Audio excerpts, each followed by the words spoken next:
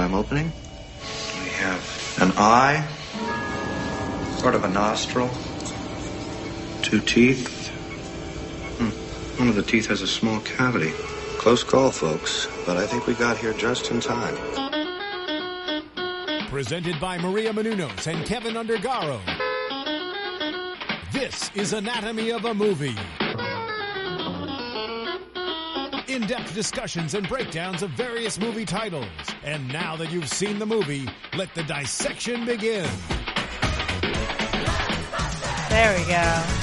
Classic. You Hello, don't know lady. what this is. They live in a box. Then you don't watch movies.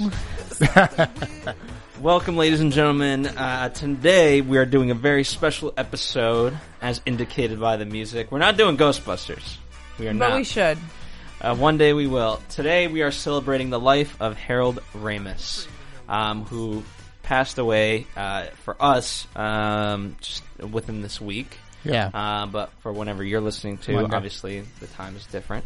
But as someone who, oddly enough, is fascinated with death, I don't think every death has to be tragic, and I don't think we have to be here and be mournful and be just sad. I think there's so much to Harold Ramis in particular that's so joyous, especially since he does comedies, that we can talk about it with a bit of humor, and a bit of fun. as Robin Williams and Patch Adams would say.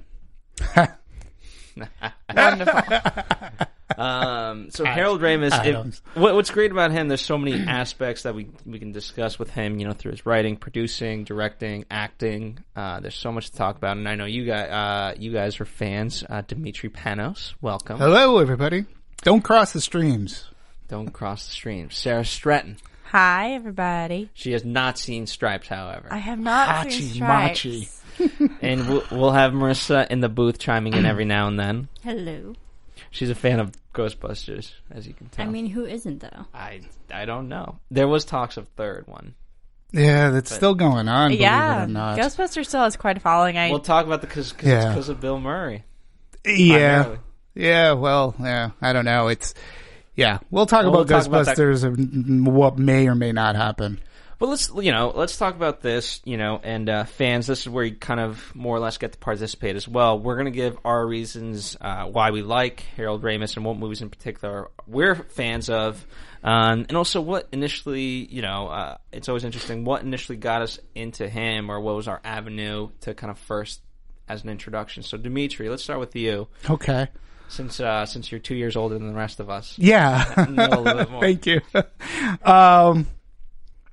Where to begin? When I tossed the idea out to potentially do this, I thought celebration of life, but then it sort of kind of got me depressed, because I was thinking, man, we really did.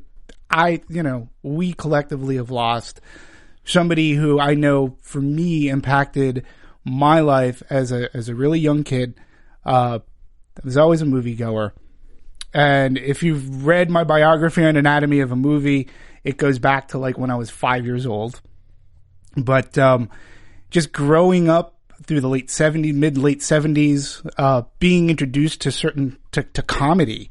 I mean, there was the birth and genesis of Saturday Night Live, and from Saturday Night Live, my friends were like, well, you've got to watch this other show called Second City Television, which introduced me to whole new other bevy of actors. So, I mean, Saturday Night Live, you had Chevy Chase, Dan Aykroyd, John Belushi, Bill Murray, Garrett Morse, like Lorraine Newman, Gilda Radner, and I think I just mentioned the original lineup of the not ready for primetime players.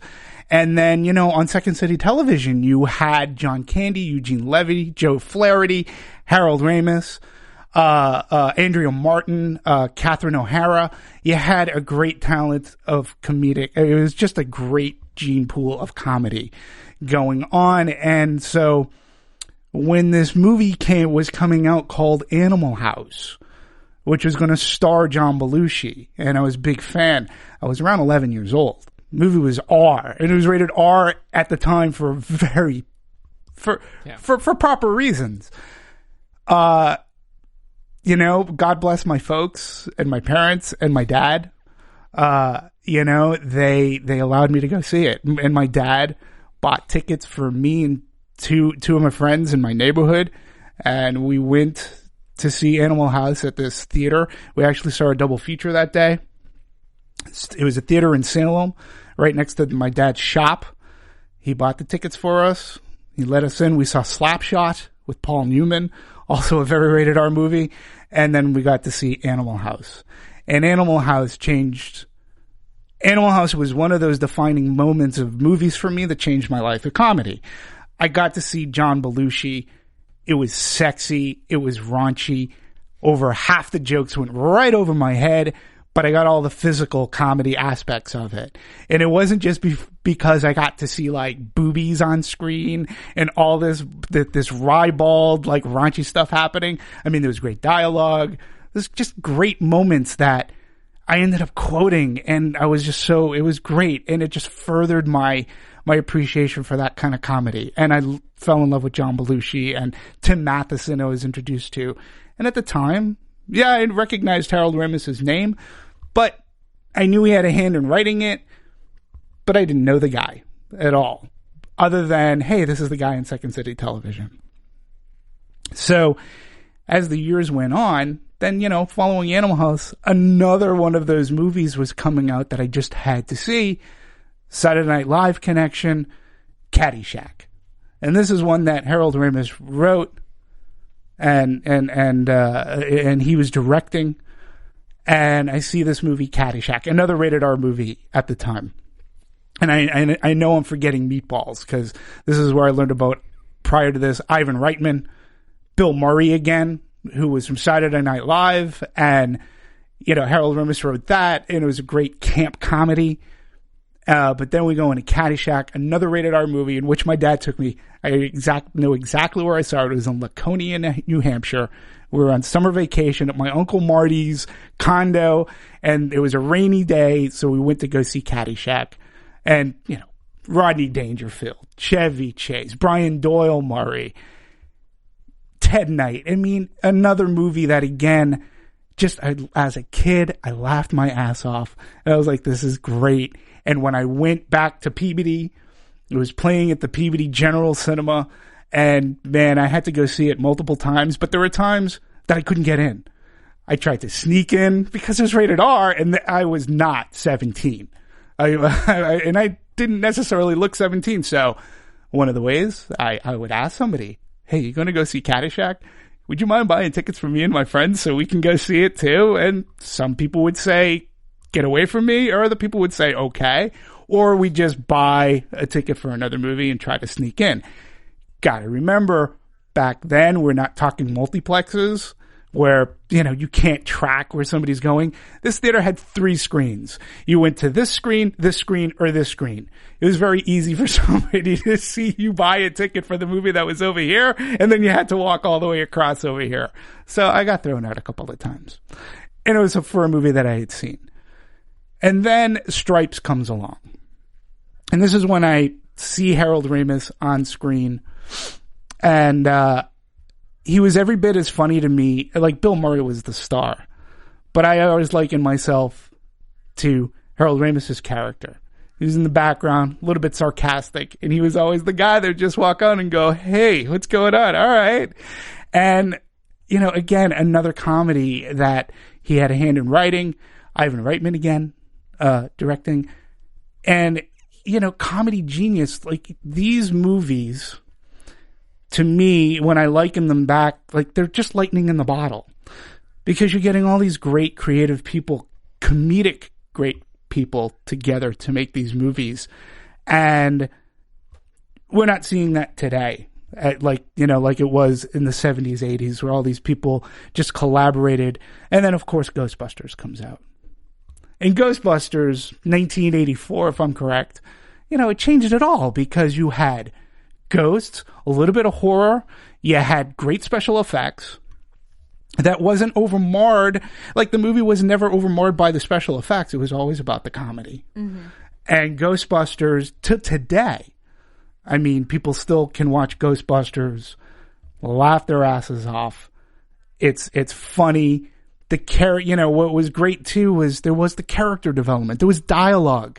Like, it was the way somebody said a line. Like, the cats and dogs living together. I mean, that's great stuff. The talk about, well, like, imagine this Twinkie, that's a very big Twinkie. Stuff like that, even to me, even today, it just makes me laugh. So Harold Ramis, to me, he was a person that he just afforded me the gift of laughter. To me, there's no greater gift. And there's no greater gift that a person can have to be able to do that. And he just seemed like a really down-to-earth, nice guy. Everybody seemed to really like to work around him. He was a solid director. He got what he needed to get done. Wasn't over flashy. Some people say his other movie, Groundhog Day, which is a great movie.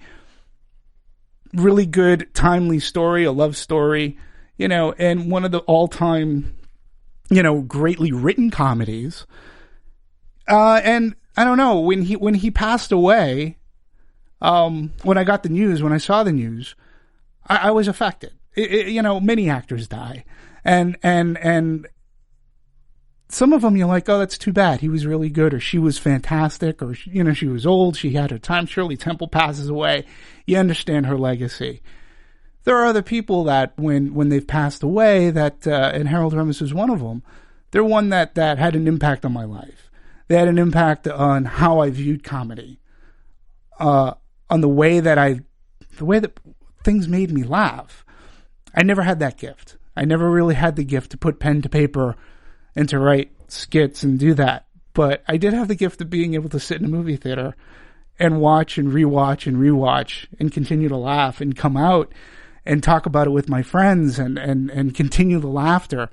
And so for Harold Ramis to pass away, for me, that really, that affected me in a way, because when I was thinking back, there wasn't a time that he wasn't in my life, in a sense, going to the movies as a kid, and how these movies affected me as a person, and how they affected me growing up through through junior high school, college, and going forward. I will always reckon back to Animal House being my very first rated R movie, and my parents allowing me to see it.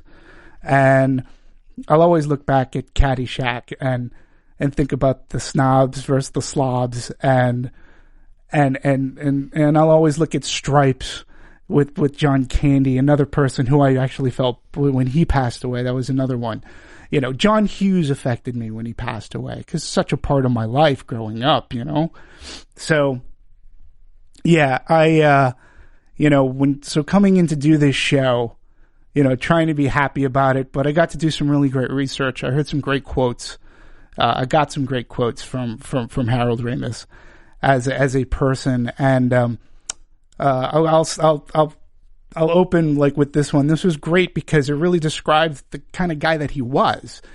When you look at his movies that he starred in and he wrote, he was never the guy that wrote himself in to be the star. He was writing like for Bill Murray or for somebody else, and he collaborated with Bill Murray very greatly.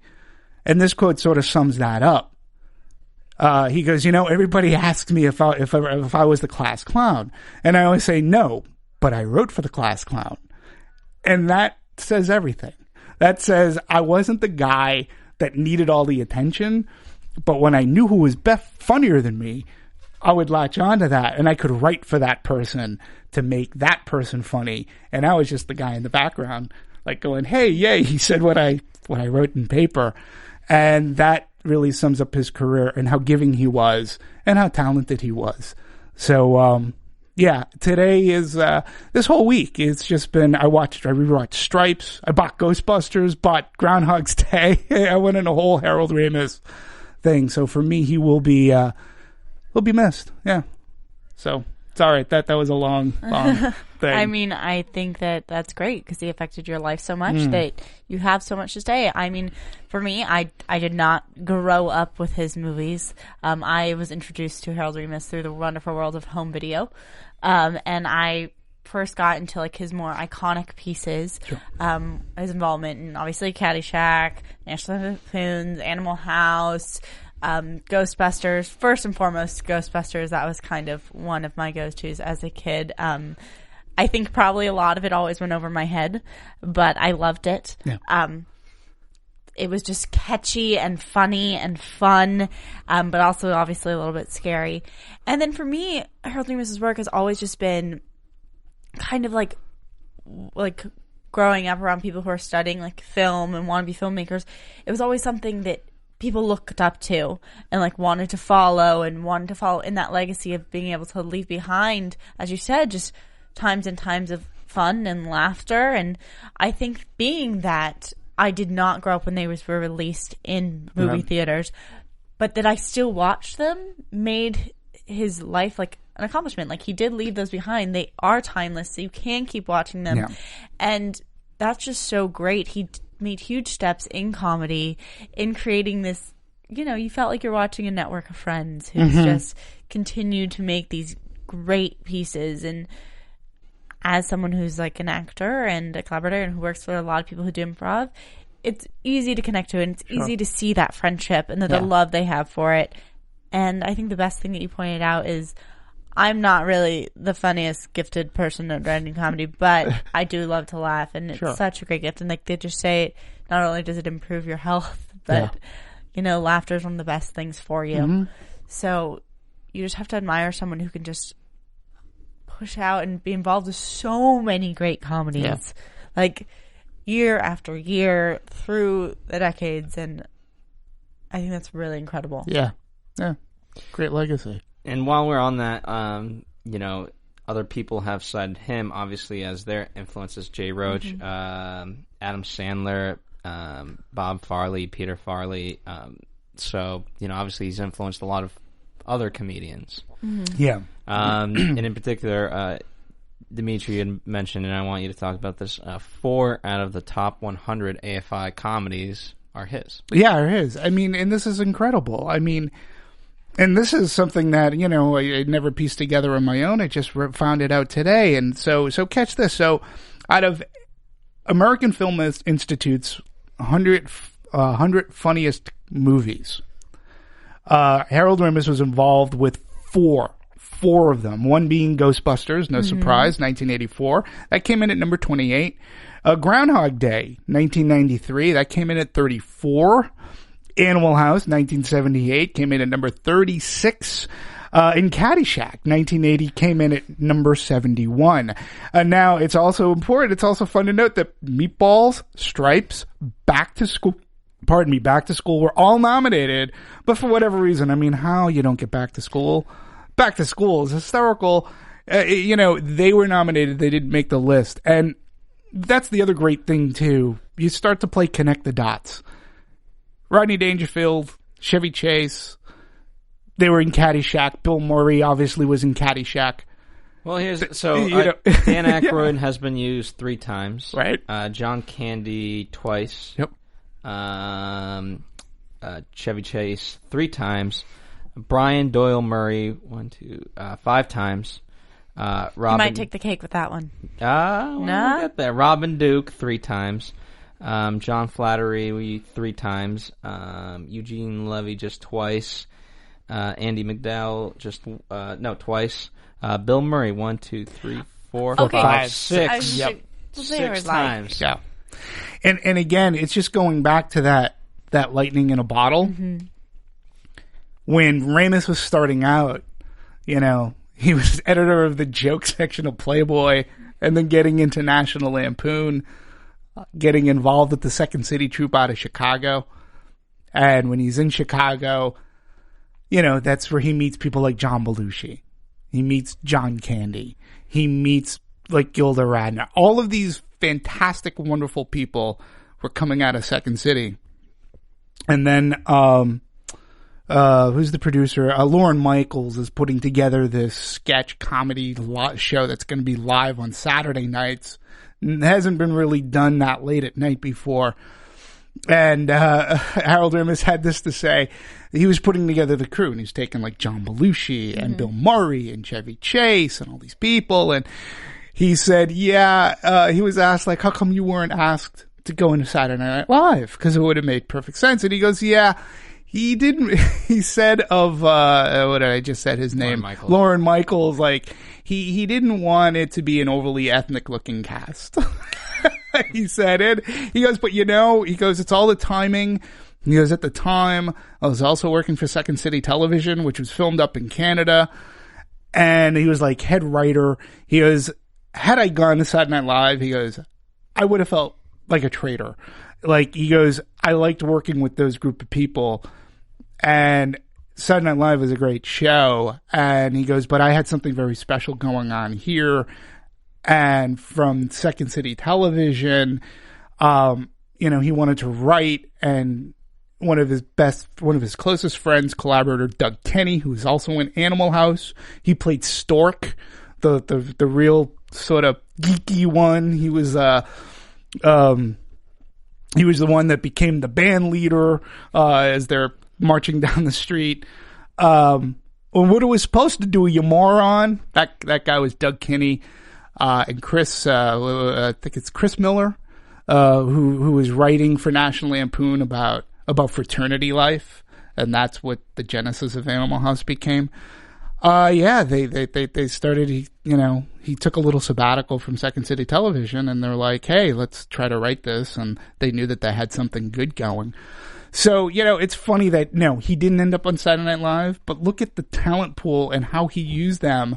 How they were in movies that he was involved with in one way, shape, or form. That doesn't, Judd Apatow has his favorites, but not such. I mean, when you talk about those people in comedy, it's crazy. Mm-hmm. And I mean, every choice leads you to where you are. And obviously, he wasn't on Saturday Night Live, but he did he just did so many amazing things and went on to so many amazing projects.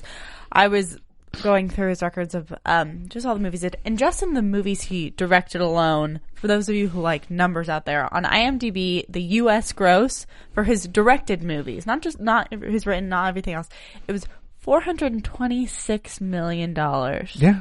And then if you're adding Animal House's US gross, which was 141, and Ghostbusters was 238. I mean, I'm like, these movies are getting towards the $1 billion US gross range. I'm like, so he wasn't on Saturday Night Live, but he did do all of this other stuff. Oh yeah, and he's most thankful for the career that he had. Exactly. And when you talk about gross, you're talking about times like late 70s. They weren't tracking grosses the way that they track them today. Movies weren't being released. Like Animal House had so many numerous after releases in the theaters. There was never aftermarket. There was never video, especially late 70s, early 80s. So, it wasn't an uncommon thing that a movie could be released multiple times throughout a year. Like it would come back in theaters and play another circuit. I remember that happening with Saturday Night Fever, I should say. You follow it around. Was a movie. Yeah. I mean, it could play, be taken out, then it would come back. Star Wars, that happened. There were many re-releases of Star Wars in the late 70s, early 80s to get it back out in theaters, and Animal House is being one of them. So, yeah, I mean, so when you talk about the grosses that his movies that he directed, it's not even everything. It's just what we know. That's just what we know. And some of those movies were, they were not high grossing movies. Mm-hmm. They were flops. Yeah, they weren't.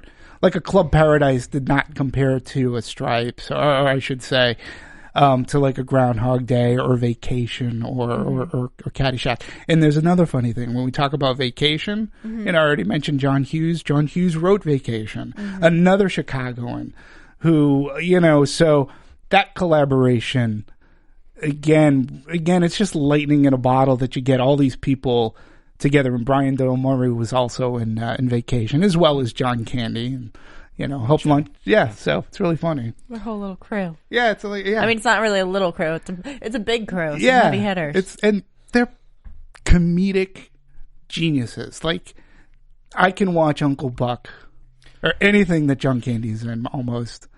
So, yeah. You mentioned Judd Apatow, and I want to kind of transition slightly to that. In the respect that obviously Harold was in Knocked Up, and then speaking of Judd Apatow's collaborations, obviously Michael Cera, and year one in particular. Yeah. And so, I know obviously we've been talking heavily about, his big works, but I think even like Bedazzled still has a legacy. Sure.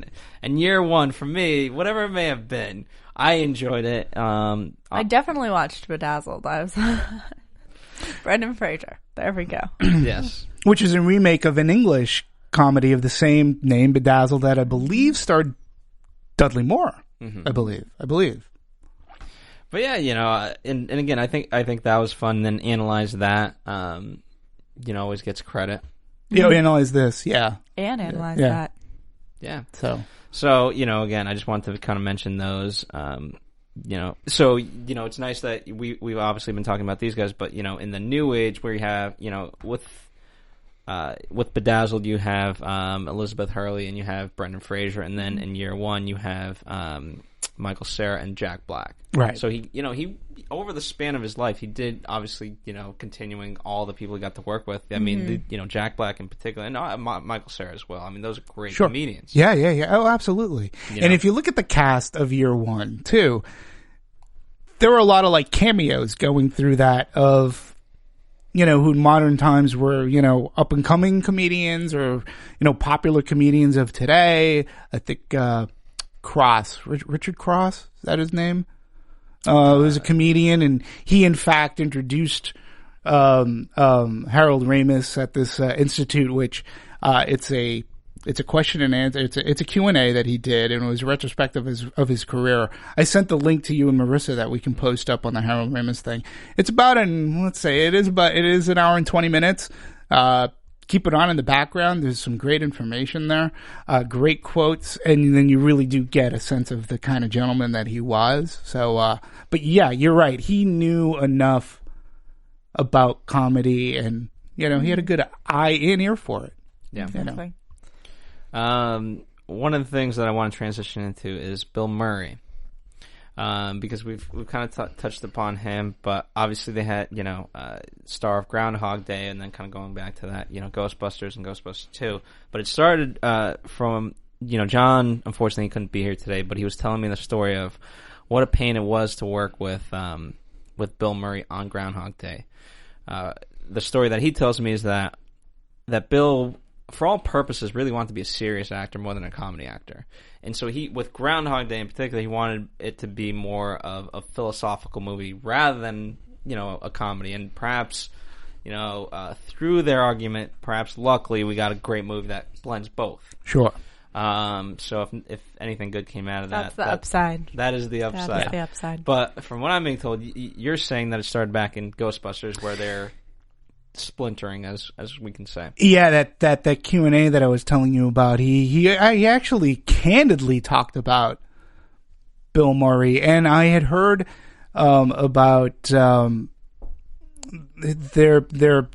breakup, so to speak, and I had heard about Groundhog Day, and you're right, Bill Murray did want to be taken as a serious actor. I mean, he really did something that at the time, well, a lot of people like Steve Martin had tried it, and I think Steve Martin kept at it to some more success, but Bill Murray put out this movie called The Razor's Edge, in which I believe he also directed.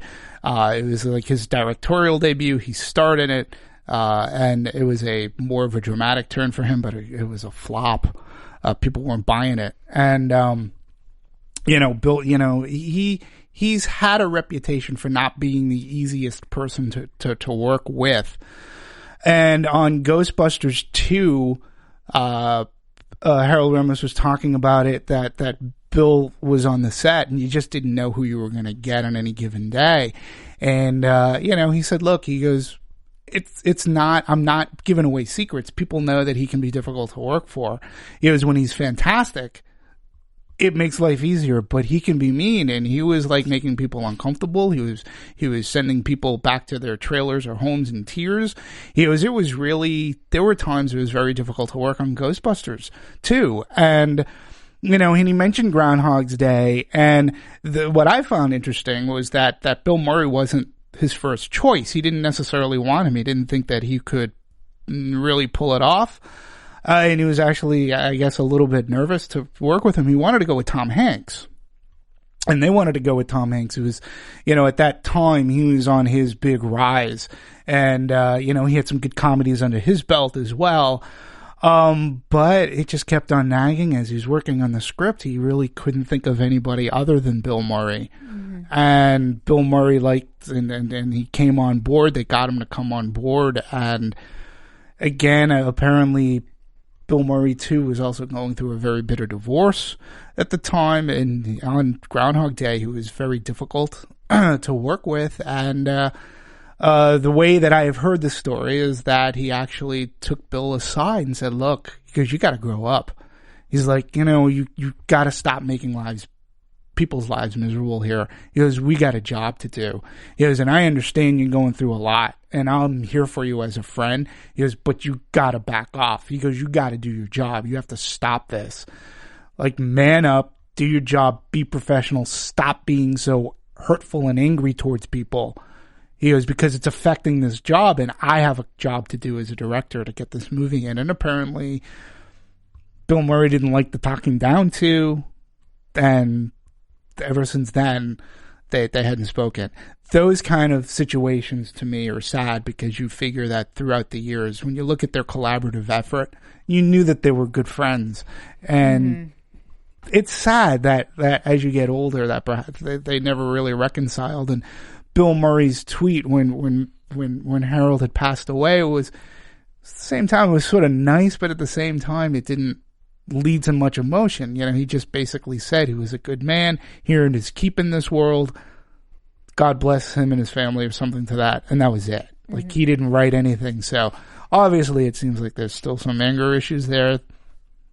You know, that's life sometimes, but you would hope that time usually heals a lot. And, you know, who knows if they could have gotten together again, but it's sad that they didn't.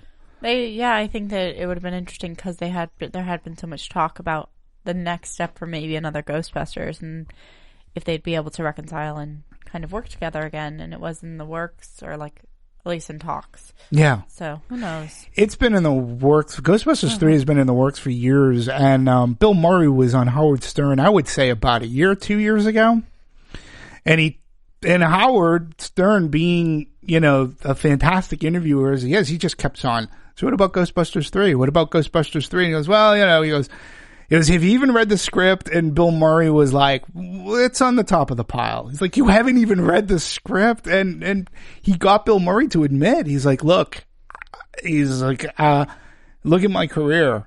How many, like, sequels have I done? And when you look at his career, if you want to discount Garfield, because that's like a voiceover work, the only sequel he'd ever done was Ghostbusters 2. And if you watch Ghostbusters, it's nowhere near the class of the original. And he's like, I don't like doing sequels because of, like, Ghostbusters 2. And he went on, you know, it wasn't particularly the best experience, and the movie speaks for itself. And I don't want to put myself in a position to make something that's not good. You know, on one hand, I can respect him, but on the other hand, you still have great talent. You had Ramis, you had Aykroyd, you know, Reitman was in. So you had these collaborators that, okay, maybe they can pull it off one more time. Last I heard after his passing that Sony is rewriting to try to figure out, but Sony seems to be going forward with it. At this point, I'm like, can you recapture? Because this movie was supposed to be like a passing of the torch. Yeah. Can you get actors who are of that ilk? Can you capture that spirit? I'm not entirely sure, you know. Because it was fun, you know, as you said, it's kind of horror, sci-fi, but with comedy, you know, and so that is really tough to capture, especially with 4 people. You need a good ensemble. Yep. You need a very good ensemble. And even, you know, you had the secretary. Yeah, Annie Potts. And then Rick Moranis. Yeah, exactly. And so you had all these side characters who were just ridiculous. Yeah, and they were equally as funny. Like, you can look at Ghostbusters. Bill Murray's clearly the star. Mm-hmm. And, you know, he clearly has some of the best lines. You know, one of my favorites is, she sleeps atop of her covers, 4 feet on top of her covers. You know, I look at that stuff, and again, it still makes me laugh. But then when you look at Dan Aykroyd's, performance in what he's, don't look into the light, Ray, and things. And then when you look at Egon, Harold Ramis, again, Harold Ramis had something really funny to say about Egon. He says, I look at myself in Stripes, and he goes, I was like smiling and laughing in pretty much every scene I'm in. And he goes, and that's just the sign of that was the sign of like, an actor who's like an insecure actor who's just trying to like get along, and so he mugs a lot, but he's smiling. But to me, that's part of the charm of Stripes. It was when we sat down to do Ghostbusters, I made a promise that I was never going to smile, and that's about as close right behind us. That's about as close as a smile that you get from him in Ghostbusters, and he played it straight. Yeah, but you throw in Rick Moranis' character. Okay, who brought the dog? It's got great, like they gave comedic bones to everybody, stepped up to the plate. Ivan Reitman's direction was fantastic. It's a movie that's around the 2-hour mark, but it never got tired. And when the Stay Puft Marshmallow Man comes down the street, I mean, that is just great. And the rewrites that he talked about that he had to do, Dan Aykroyd had this whole thing with the Ghostbusters, and he said, the Stay Puft Marshmallow Man, he said, he comes in the movie at about 15 minutes in, and he kept on getting bigger and bigger as the movie, he goes, we didn't have the budget. He goes, we had to rework this. So, I'm glad that Stay Puft stayed in there, and yeah. I agree. It's iconic. No, it's iconic. I have a friend who's currently, they're doing, even before Harold Ramis' death, just to show you, they were doing Ghostbusters Exhibit in an art gallery, in LA, and they're like commissioning new art for it. And this is just on the wave of, it's still just a huge cult following that people still want to know about. And that's why they wanted Ghostbusters 3. It's because people still are talking about it. And it just has legs. It's funny. Lego is coming out with Lego Ghostbusters. Mm-hmm. There've been video games, and listen, in the 80s, that the circle with the cross. What was great about that is that circle with the cross was making its prominence. You were starting to see it. So when you put a ghost in there, that was just like, that was great satire of that. And then, of course, who are you going to call? Everybody was wondering, who are you going to call? And that song, like, #1 song on the charts for weeks on end. And that movie stayed around for weeks. Oh, and it was a video. Again, it's lightning in a bottle. MTV was making huge waves.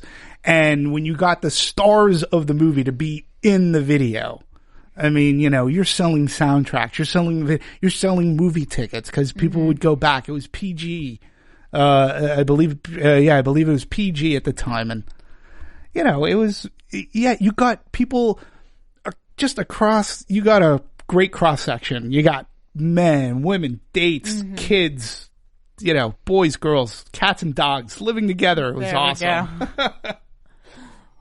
Well, that's the joy of laughter, right? Brings everyone together. Yeah. Absolutely. Fun little fact. He was in High Fidelity, but his scenes were deleted. Nice. He played Rob's dad. Oh, did he really? That's very interesting. Again, all deleted. That's too bad. For one reason or another. I don't know the reasons why. Unfortunate. I want to talk about his directing, because as you mentioned, kind of, with comedy, again, it never gets the credit that it deserves, but many of people's favorite movies do, and we're right at around almost Oscars, and you have so much talk about all the great movies, but comedies never get the due credit that they should. No, and it is unfortunate, because in some sense, right, in terms of directing, like, it's simple in terms of cinematography and editing. Like, you don't have to go to that great length, although you could do some funny stuff, perhaps, like in particular the other guys I'm thinking, right? They did a fun thing with their montage where they did like a bullet time thing. So there are ways to spice up comedy, but you don't have to. And so the brilliance is in, as we've been mentioning, in just being able to direct actual actors. Yeah. And bringing out their bring out the moment. Yeah, bring out their talents and more or less just capturing it. Yep. That's it. That's all you have to do. And, in particular, you don't really use close-ups. You stay more wide, especially like with the physical comedy. That's where you want to be. Oh, absolutely. And you do bring up a good point. You're right. A comedy director, it is different because it is about the nuance, more so today, because physical comedy today isn't what physical comedy was. He cited the Marx Brothers as his influence, and the Three Stooges. Yes, were very much, and a lot of Marx Brothers, Three Stooges, physical comedy, but it doesn't translate today like Blake Edwards movies, like the Pink Panther movies, and 10 for that matter, which is really big. He was a big physical comedy director, and it doesn't really work as much or as well today. And you're right, he had a funny story about directing. Caddyshack was like the first movie that he was going to direct, that he was asked to direct. And he's like, I really didn't know what I was doing. And he goes, we're out in this golf course, and we had everything set up, and I'm looking in this green, and I just go to the crew. I was like, hey, he goes, what if we put the camera and point out that way? And he says, all of a sudden I started getting these looks from the crew, and somebody goes, so then you'd want us to move all the trailers and everything and move them over there? And he's like, what would you do? He goes to the cinematographer. He goes, where would you put the camera? The guy says, well, I would put the camera over here. He goes, that was my one of my most important lessons in directing. Surround yourself with people who know what they're doing. And he goes, directing is a bunch of like solving problems and answering questions, but a good director should know when to ask questions too. Always rely on your people. And I thought that was a great story. And talking about actors, during Caddyshack, it was never scripted for a scene for Bill Murray and Chevy Chase to be on screen together.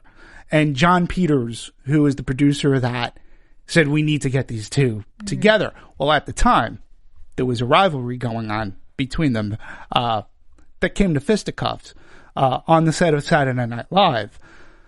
And they really weren't on speaking terms. So Harold Ramis was like, okay, we'll see how we can figure this out. And he talked about, all right, we're going to set up a scene. I want it to be in Carl Spackler's, that's the Bill Murray characters. He goes, I want him to be living in like a garage, and we'll get this. And he got the production designer, Bill Murray, Chevy Chase himself, together to hash out the scene. And it was mostly improvised. He goes, they showed up. He goes, Caddyshack as a movie. He goes, we went for it on that scene because it really makes no sense in the movie. He goes, but the two of them together, he goes, it really is screen magic. And then he compared it to John Landis, who directed Animal House.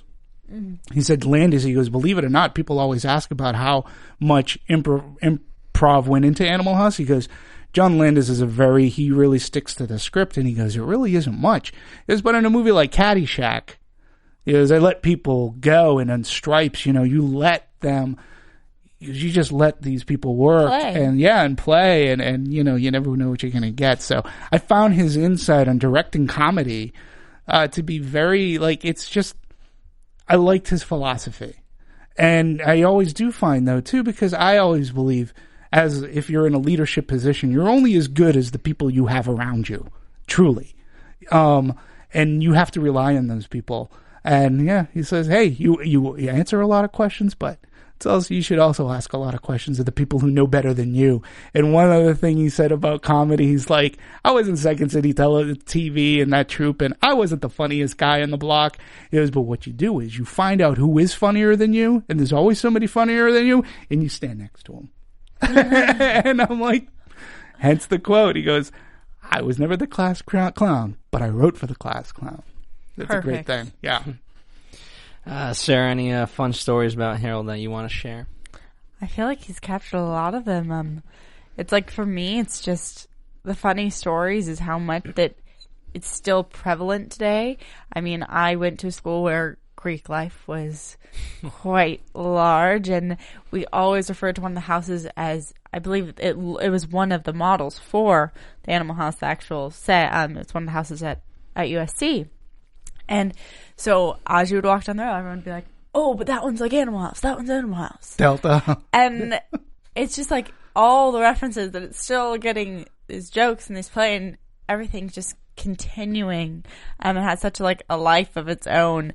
I think is wonderful. And that to me is the funny part, that it's just that real life wants to resemble these crazy comedies and take after them and make them real on everyday scenario to me. To that point, as we wrap up, and I like doing this because it's important, and the reason why I like doing this, you're mentioning there's so many references to his movies, right? Mm-hmm. I mean, how many people go toga, right? I mean, what was that movie with Jack Black? Be Kind, Rewind, right? They parodied Ghostbusters and things like that. And so I really hope that people do get to know Harold Ramis's work as an original piece of work rather than through something else, like a Family Guy or whatever. You know what I mean? Right.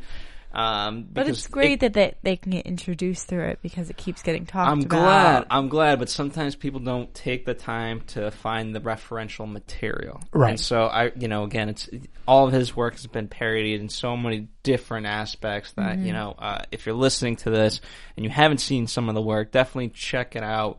Like, know I need the to source look up material. Stripes. Yes. This is the one I need to see, guys. Yeah, and looking on this thing, I forgot another movie that he did story and screenplay, Armed and Dangerous. Okay, now this movie starred John Candy and Eugene Levy. And funny movie, not a big movie. Oh, and it also starred a wicked cute Meg Ryan was in this movie as well. And again, when you're looking at the Second City television people, again, what a troupe of comedic people. Eugene Levy went on. He worked with Ron Howard. What did he do for Armed and Dangerous? Story and screenplay. Ah, gotcha. So, yeah.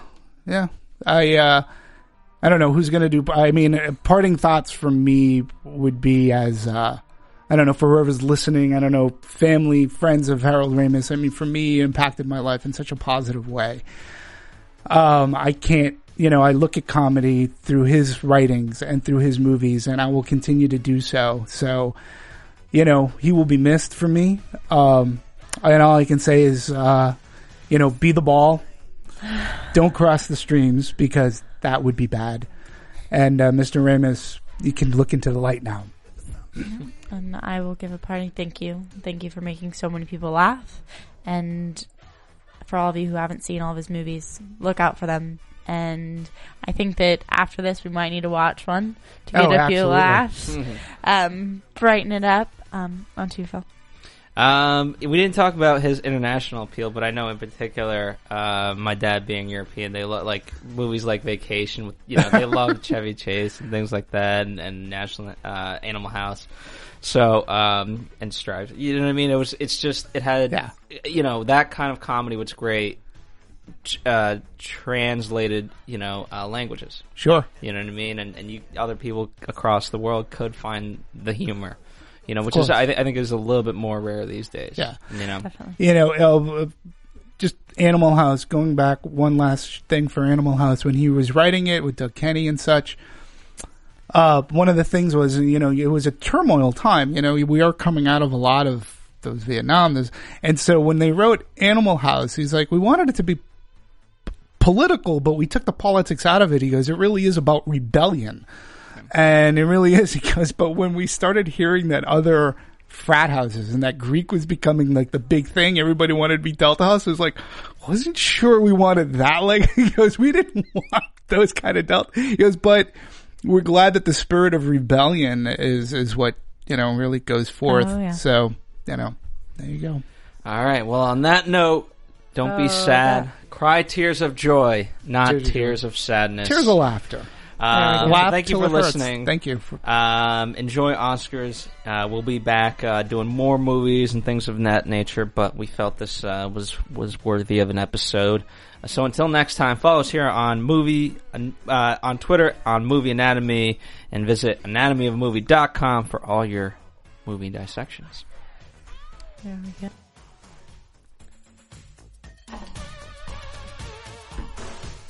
Oh, you know what I saw.